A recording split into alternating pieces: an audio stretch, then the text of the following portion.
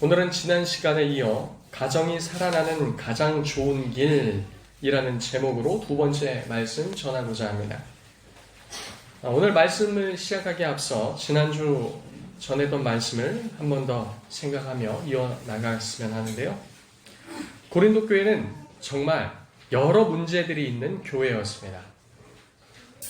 고린도 교회 안에는 분쟁과 분열, 교만과 판단과 정죄, 그리고 교회 내에 고소와 고발이 있었습니다. 또 성도의 음행 문제, 부부간의 성 문제, 이혼에 관한 문제도 있었습니다. 신앙 양심과 믿음에 대한 것과 그리고 자신의 권리를 주장하며 타인에게 불이익을 끼치는 미성숙함도 있었습니다. 가정과 교회 내의 질서도 무너져 있었습니다. 그럼에도 은사는 풍성했으나 그마저도 잘못된 동기로 질서 없이 사용되고 있었습니다.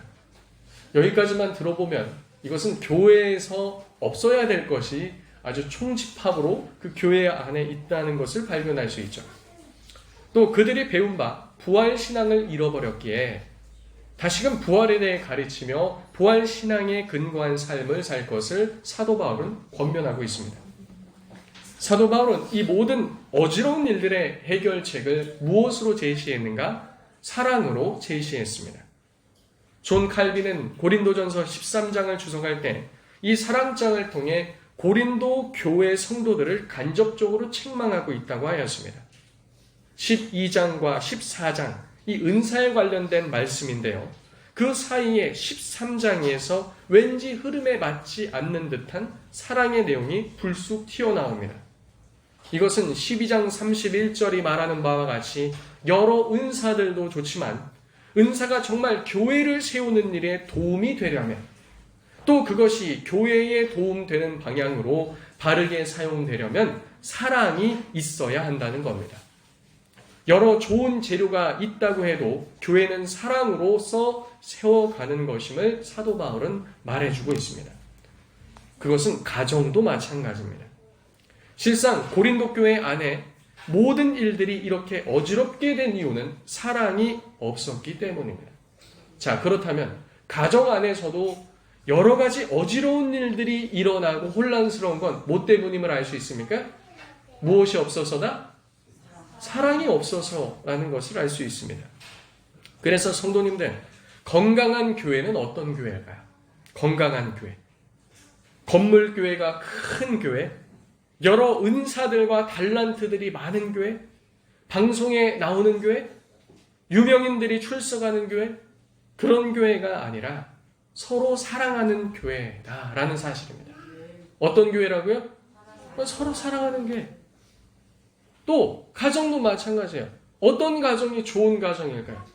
남편이 잘 나가고 아내도 잘 나가고 자녀들도 좋은 데 취직돼가지고 손주들도 잘 크고 돈 많이 벌고 그런 게 건강한 가정일까요?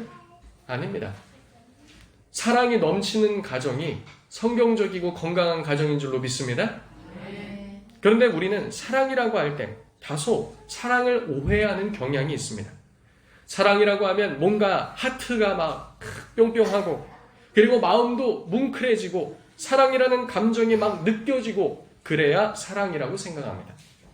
교회에 오면 혹은 일터에서 가정에 복귀했을 때 나를 위해주고 반겨주고 감정적으로 따뜻한 뭐 그런 것도 분명 사랑일 겁니다. 그러나 사랑이라는 것의 정의가 감정적인 것에만 머물게 되면 문제가 발생됩니다.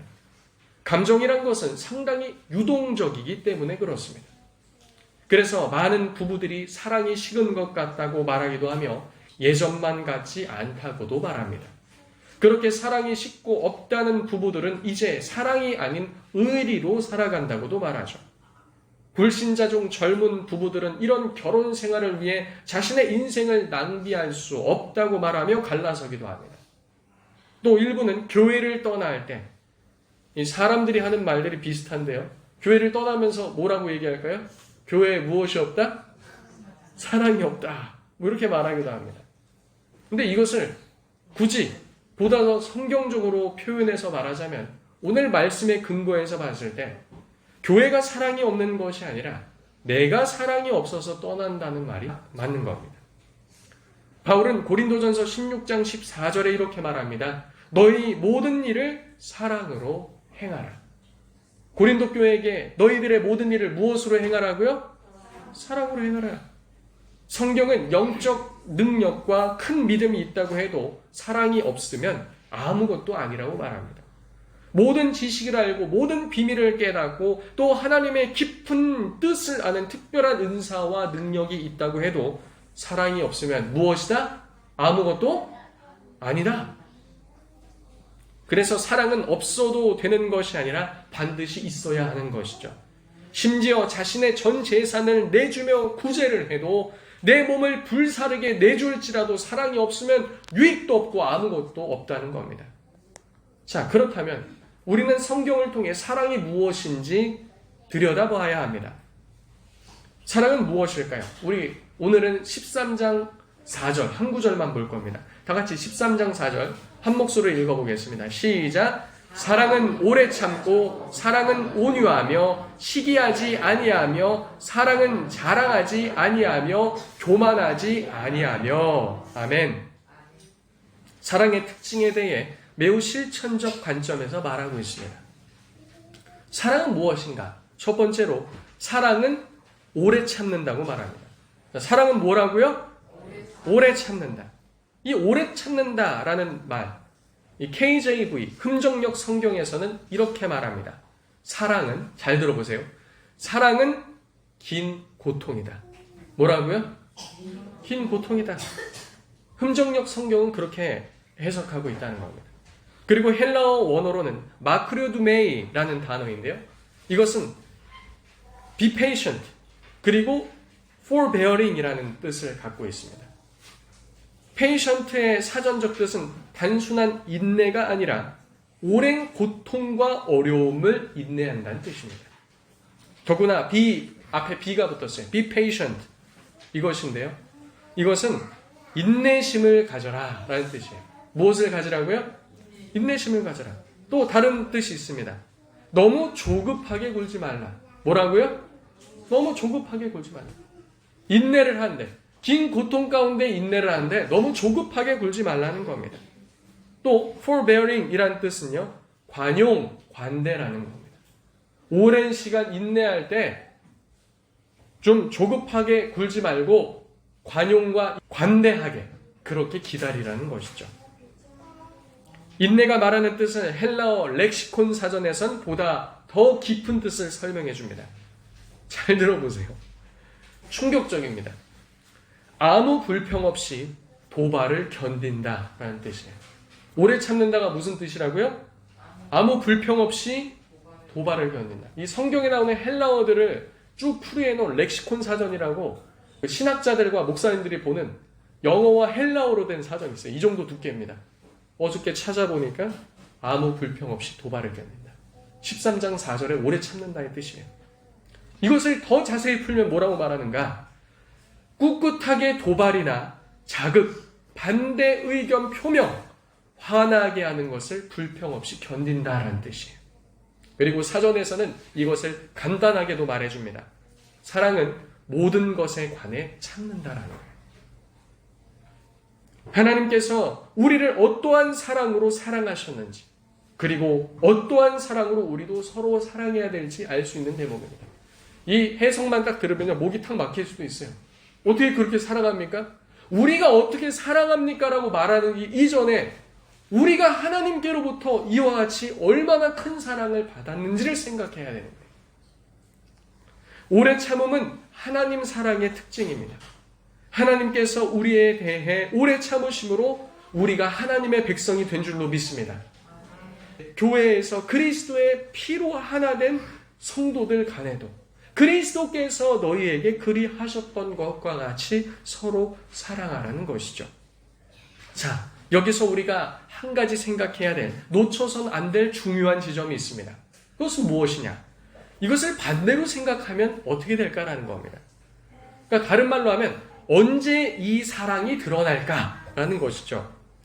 이것은 오래 참을 만한 일 속에서 드러난 것 아니겠습니까? 도발을 걸어오고 화낼 만한 일들을 부추기는 그 사건들 속에서 그때 아무 불평 없이 도발을 견디는 모습, 즉 그 속에서 사랑이 나타난다는 겁니다.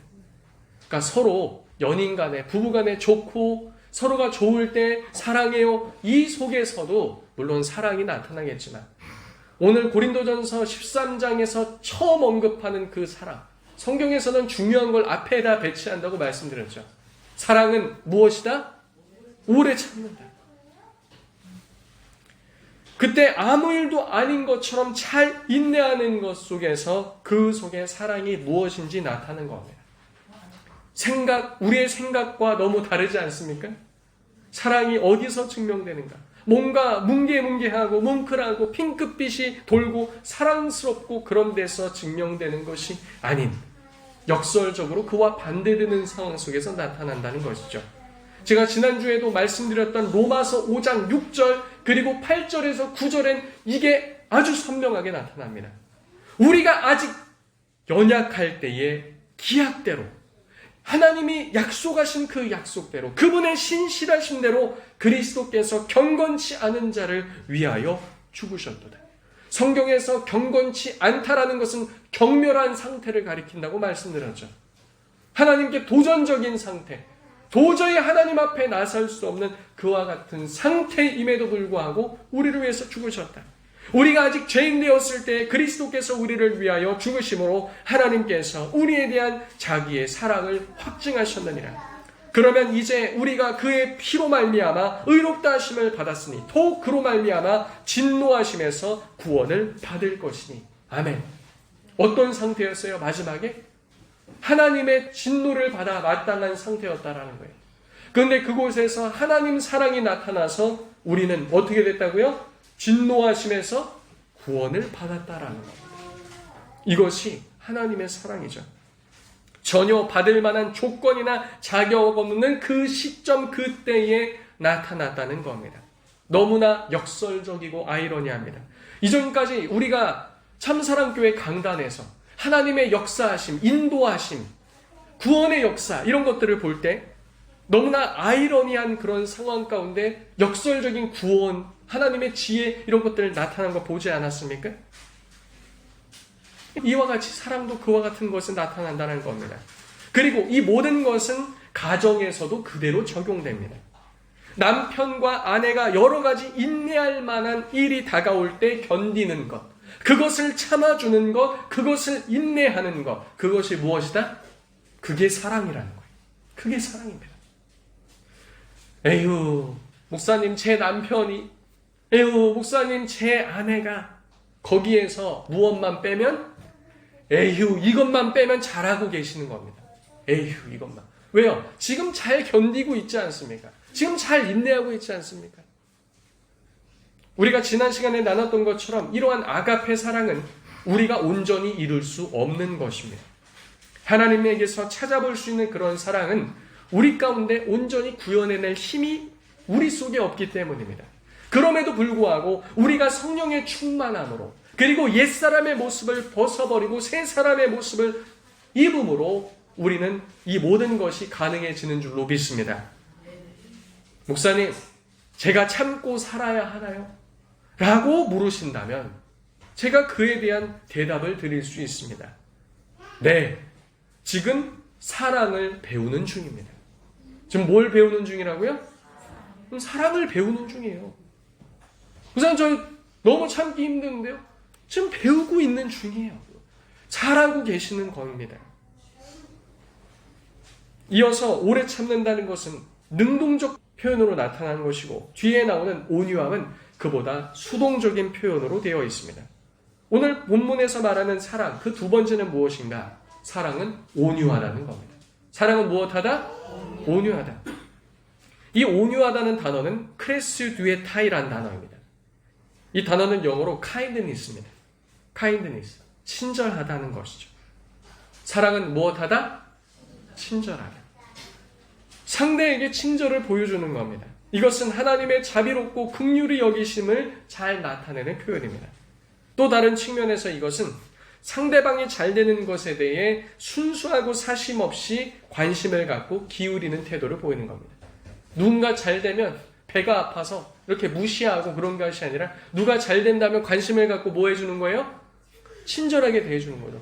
잘 돼서 너무 잘 됐습니다. 너무 기쁩니다. 타락한 죄인은 이웃이 잘 되는 것을 배아파합니다. 그러나 우리는 그런 것이 아닌 상대방이 잘 되는 것도 함께 기뻐해 줄 수 있는 모습이 우리 속에 나타나야 한다는 거죠. 베드로전서 2장 3절에서도 이 단어가 사용되는데요. 1절에서 3절까지 제가 읽어드리면 이렇습니다. 그러므로 모든 악독과 모든 기만과 외식과 시기와 모든 비방하는 말을 버리고 갓난 아기들 같이 순전하고 신령한 젖을 사모하라. 이는 그로 말미암아 너희로 구원에 이르도록 자라게 하려 함이라. 너희가 주의 인자하심을 맛보았으면 그리하라. 마지막 3절의 인자하심, 이게 온유하다라는 거죠. 베드로전서는 여러 고난과 핍박 속에서 세상의 악의와 분노에 보복하며 살아가는 성도들이 아니라, 성도들이 그와 같은 세상이 핍박하고 어렵게 할 때 그 악의에 차서 나 세상에 복수해야지, 이것이 아니라 오히려 무엇을 한다고요? 갓난아이와 같이 순전하고 신령한 하나님의 말씀을 사모하는 그런 자리로 인도하고 있습니다. 그래서 실상 너희에게 다가오는 핍박과 어려움은 왜 너희에게 주어졌는가? 너희가 구원에 이르게 자라게 할 수 있도록 하나님의 인자하심을 맛본 자들은 그와 같이 살아가라는 것이죠. 모든 악독과 기만과 외식과 시기와 모든 비방의 말을 버리고 하나님의 말씀을 사모하며 나아가는 우리들이 돼야 될 줄로 믿습니다. 이것은 바로 앞에 나왔던 오래 참음의 연장선상에 있는 것이죠.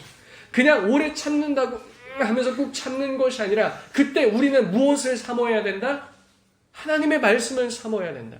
왜 나에게 그런 상황, 인내할 만한 상황을 주셨는가? 우리로 하여금 구원에까지 자라게 하시도록 우리는 하나님의 인자하심을 맛본 자로서 그 악의와 악독과 비방에 그대로 대항하는 자가 아니라 하나님의 말씀을 사모하며 그리스도의 장성한 분량에 이르도록 하나님께서 그 인자하심, 온유를 너희에게 맛보아 알게 했다는 것이죠.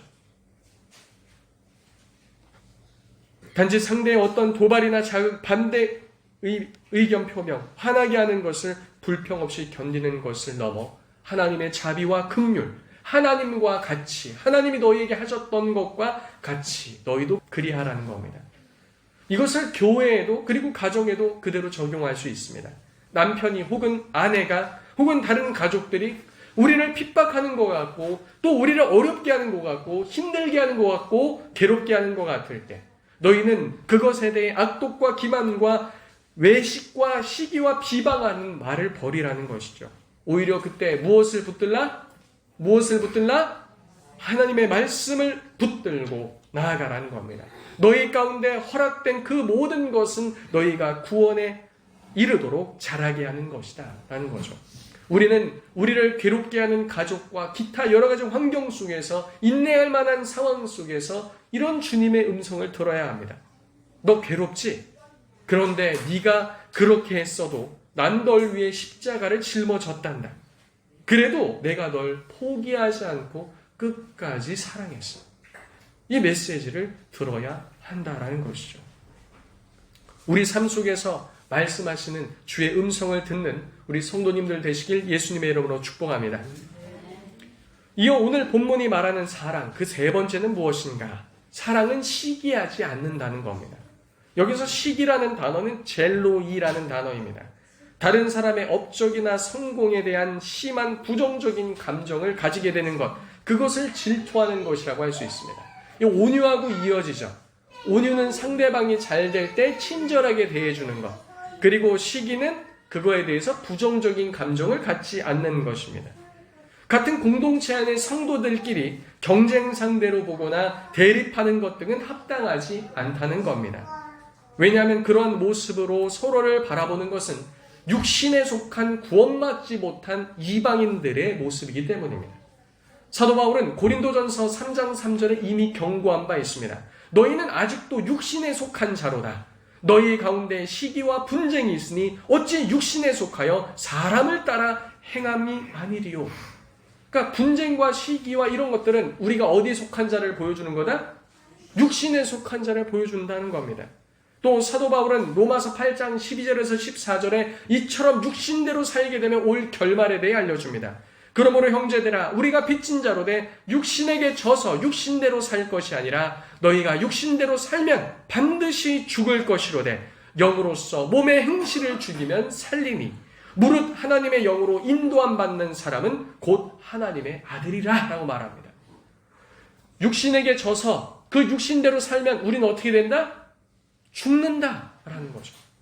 무릇 하나님의 영으로 인도함 받는 자는 하나님의 아들이라는 말은 무슨 말이냐면요, 우리 속에 성령께서 계셔서 인도하신다 이 말도 되지만 특별히 로마서 8장에서 말하는 이 본문은요, 하나님의 영으로 행한다는 것은 육신대로 사는 것이 아니라 우리가 시기와 비방과 분쟁이 있는 그와 같은 것 속에서 육신대로 행하는 것이 아니라 말씀대로 행함으로 말미암아 사는 길, 즉 예수께서 보여주신 하나님의 아들의 길이라라는 거예요.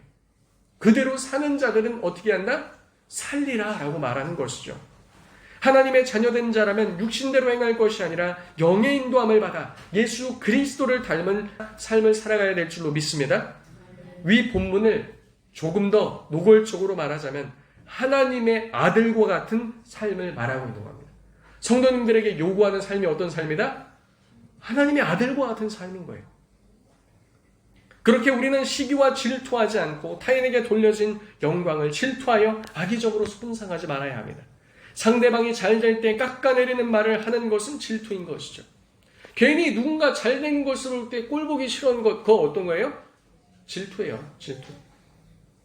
상대방이 칭찬받는 자리에서 또 우려를 표하는 것, 공개적으로 표하는 것도 이것도 비슷한 부류의 시기입니다. 상대방을 다들 칭찬해주고 있는데 뭐라고 그래요? 아, 다 좋은데 좀 우려되는 게 있다. 우려되는 게 있다면 어떻게 해야 됩니까? 나중에 개인적으로 찾아가서 그렇게 얘기할 필요가 있는 것이죠. 하나님께서는 타인에게 주신 은사들은 하나님의 은혜의 선물이며 그 개인의 능력이 아닙니다. 우리가 시기할 필요가 없어요. 그 사람이 가지고 있는 건 그 사람 것이 아니라 누구의 것이에요? 하나님 거예요. 특별히 교회 안에서 더욱이나 그럴 필요가 없다는 거죠. 가족 가운데도 그럴 필요가 없다는 겁니다. 우리 동료들 가운데도 마찬가지죠. 하나님께서 각자에게 주신 은사를 통해 하나님은 그의 교회를 세워나가시길 기뻐하시기 때문입니다. 그래서 우리는 그러한 타인의 은사를 사모할 수 있으나 시기하고 질투하는 것은 지양해야 합니다. 그러한 은사나 그 직분, 기타 그 자신에게 가신 어떤 것으로 상대보다 우월하다고 생각하는 그 모든 것들, 우월해지고 싶은 그 모든 것들, 이것이 시기다라는 거죠. 우리는 타인이 가진 걸 시기할 필요가 없습니다. 왜 저 사람은 있는데 저는 없나요? 그렇게 낙심할 필요도 없습니다. 역시나 교회 안에서, 가정 안에서도 마찬가지죠. 상대방을 인정해주고 깎아내리지 마시고 존중해주는 모습을 나타내야 될 줄로 믿습니다. 교회 안에서 누가 잘 되면 어떻게 해요? 존중해주고 잘했다 해주고. 남편과 아내가 서로 뭘 잘하면 어떻게 해요? 에이, 뭐 그렇게 해서 그게 뭐 잘났다고 이렇게 하면 돼요? 안 돼요? 안 돼요. 깎아내리지 말고 존중해주라는 것이죠. 우리는 그러한 일들로 시기하지 아니할 뿐만 아니라 우리는 자신이 가지고 있는 것으로 자기의 영광을 취하기 위해 자랑하는 자들이 아니기 때문입니다. 오늘 본문이 말하는 사랑 그 네 번째는 사랑은 무엇하지 않는다? 자랑하지 않는다는 것이죠. 이 자랑하다는 단어는 페류에타이라는 단어입니다. 이 뜻은 스스로 칭찬을 퍼붓는 것을 말합니다. 자랑하다와 약간 다른 뜻이 있는데요. 이것은 과장하다는 뜻입니다. 과장하다. 다른 사람들이 자신을 칭찬해 주길 바라면서 간절한 열망 속에서 나오는 단어입니다. 물론 우리가 무슨 일을 했을 때 칭찬받고 인정받길 원합니다. 그래서 작품 활동을 하는 사람들은 전시도 하고 또 여러 준비한 퍼포먼스들도 드러내고요.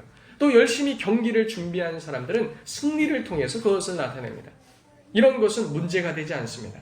근데 여기서 말하는 칭찬은 자신의 우월감을 통해서 자기가 상대보다 더 높다라는 것을 확인하려고 하는 것이며 또 상대를 내리깔려고 하는 겁니다. 이와 같은 과대평가나 반대로 자신의 열등감을 가리는데 이것이 주로 사용되고 있다는 거죠. 자신을 높임으로 상대를 좌절에 빠뜨리려는 겁니다. 고린도후서 10장 17절은 이에 대해 이렇게 말합니다. 자랑하는 자는 주 안에서 자랑할지니 라고 말이죠. 문맥을 보면 자랑하는 자는 주를 자랑하라는 겁니다. 성도님, 제가 좀 자랑을 좀 할게요. 주님 안에서 하나님께서 이렇게 해서 내가 이렇게 됐고요. 이걸 말하는 게 아니에요. 주 안에서 자랑한다는 거예요. 사도 바울이 인용하고 있는 주 안에서 자랑하라는 고린도서 10장 17절 말씀은 바울이 임의로 얘기하는 것이 아니라 예레미야 9장 23절에서 24절을 그대로 인용한 겁니다. 그럼 예레미야 9장 23, 24절은 무엇인가? 여호와께서 이와 같이 말씀하시되 지혜로운 자는 그의 지혜를 자랑하지 말라. 용사는 그의 용맹을 자랑하지 말라. 부자는 그의 부함을 자랑하지 말라. 자랑하는 자는 이것으로 자랑할지니 곧 명철하여 나를 아는 것과 나 여호와는 사랑과 정의와 공의를 땅에서 행하는 자인 줄 깨닫는 것이라. 나는 이 일을 기뻐하노라. 여호와의 말씀이니라. 아멘.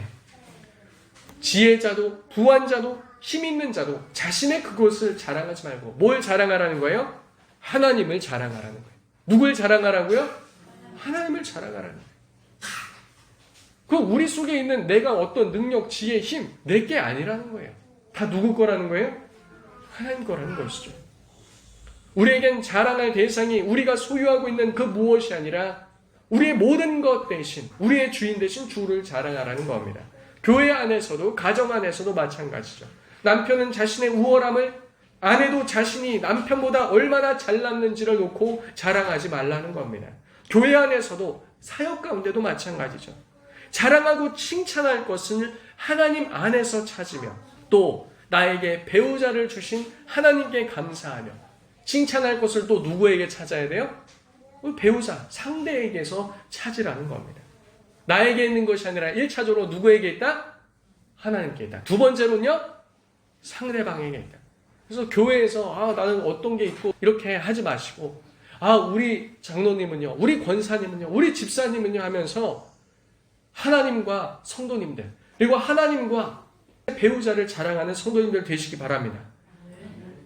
아담도 하와를 처음 봤을 때 뭐라고 하나님께 답했죠? 창세기 2장 23절에 아담이 이르되 이는 내 뼈 중에 뼈요? 살 중에 살이다. 근데 나중에 타락한 이후에 죄범한 이후에 어떻게 했습니까?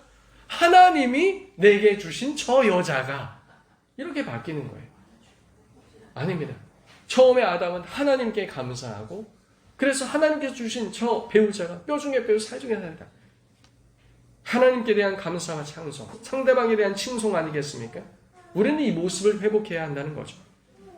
자, 오늘 본문이 말하는 사랑, 그 다섯 번째는 무엇인가?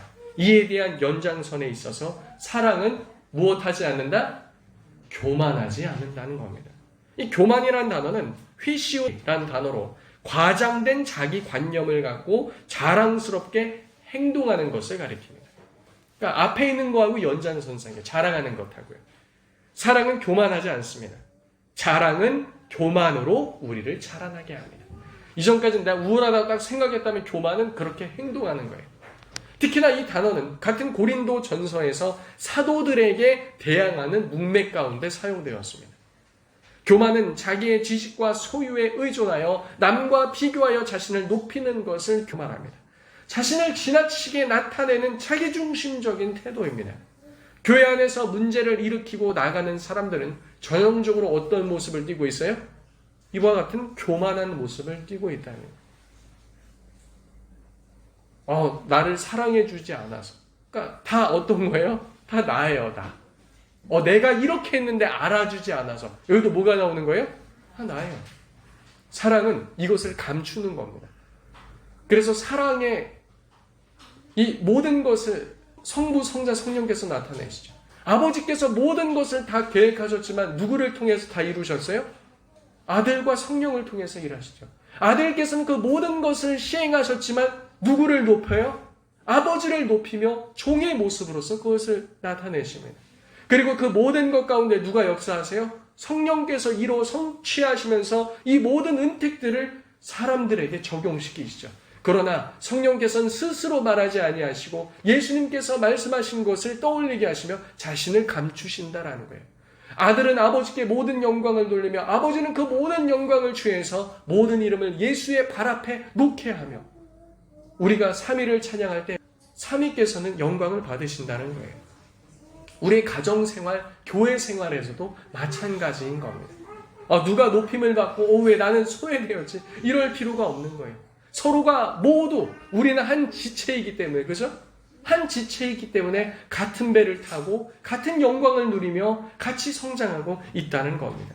잠언서 13장 10절은 이렇게 말합니다. 교만에는 다툼만 일어날 뿐이니라. 16장 18절에 교만은 패망의 선봉이요 거만한 마음은 넘어짐의 앞잡이니라. 교만은 다툼을 만들어내며 패망을 불러온다고 말하고 있습니다. 교회 안에서 다툼이 일어난다면 그 상태는 어떤 상태다? 교만한 상태. 가정 안에서 서로 다툼이 일어난다면 어떤 상태다? 교만한 상태인 거예요, 실상. 저는 교만하지 않은데요? 아니에요. 성경이 그렇다면 그런 겁니다. 교만한 것에 눈을 떠야 하는 것이죠. 남편은 아내가, 아내는 남편이 하는 것보다 또는 서로가 생각하는 것보다 자신이 훨씬 더 옳고 괜찮다라는 것이죠. 하나님께서 서로 연합하여 한 몸을 이룰 것을 말씀하셨음에도 불구하고 자신이 제일 잘 알고 똑똑하다고 생각하는 겁니다. 상대방은 그에 미치지 못한다고 생각하는 거예요. 그런데 내 의견에 대항하고 내게 따라주지 않으니 사람들은 무엇이 난 거예요? 뿔이 난 것이죠. 어떤 면에 있어서는 문제는 상대방이 아니라 누구에게 있다? 누구에게 있다? 문제는 나 자신에게 있다는 겁니다. 이제 말씀 정리하도록 하겠습니다. 사랑하는 성도님들, 우리는 오늘 4절의 말씀을 통해서 사랑이 무엇이며 이 사랑을 교회 공동체 안에서 그리고 가정 안에서 어떻게 구현해내야 할지 살펴보았습니다. 먼저 사랑은 어떻다? 사랑은 첫 번째로 무엇이다? 오래 참는다. 아무런 불평 없이 도발을 견딘다는 것이다. 오래 인내하고 기다려준다는 것이죠. 그 다음 사랑은 어떻다? 온유하다. 친절하다. 친절하게 대한다는 겁니다. 상대방이 어떻게 나에게 대하든 친절하게 대한다. 그리고 사랑은 어떻다? 무엇하지 않는다? 시기하지 않는다. 상대방을 깎아내리지 않는다는 거예요. 존중해 준다는 겁니다. 사랑은 자랑하지 않는다는 겁니다. 자신을 칭찬하지 않고 하나님을 찬양하며 나에게 주신 배우자에게서 칭찬할 것을 발견한다는 거예요.